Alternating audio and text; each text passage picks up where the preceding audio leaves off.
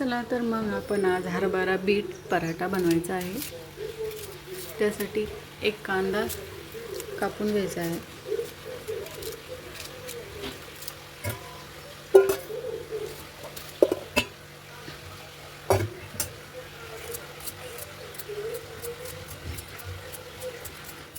बटाटा सोलून घ्यायचा आहे, बीट सोलून घ्यायचा आहे।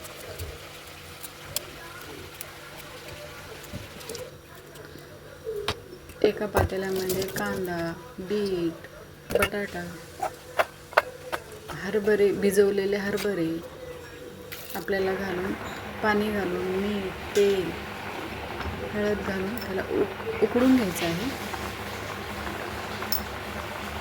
त्याला मऊ शिजवून घ्यायचं आहे आपल्याला।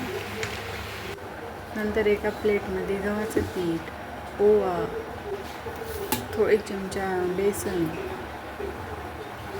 नंतर आपण वाटण घ्यायचं आहे। मिरची, लसूण, जिऱ्याचं वाटण करून घ्यायचं आहे। जे उकडे आपण त्याला मॅश करून घ्यायचं आहे।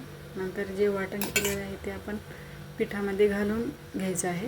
नंतर आपण त्याच्यामध्ये दही, वाटण केलेलं सर्व घालून मिक्स करून घ्यायचं आहे। सर्व साहित्य एकजीव करून घ्यायचं आहे।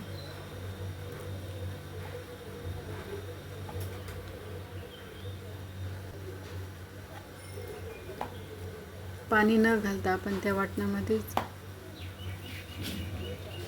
गोळा तयार करून घ्यायचा आहे। नंतर आपण थोडी कोथिंबीर घालायची आहे।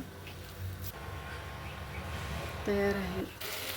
नंतर आपण एका पॅनमध्ये टोमॅटोची चटणी आणि पराठे लाटून त्याला तेल किंवा तूप लावून भाजून घेऊन तयार आहे आपला बीट हरभरा पराठा।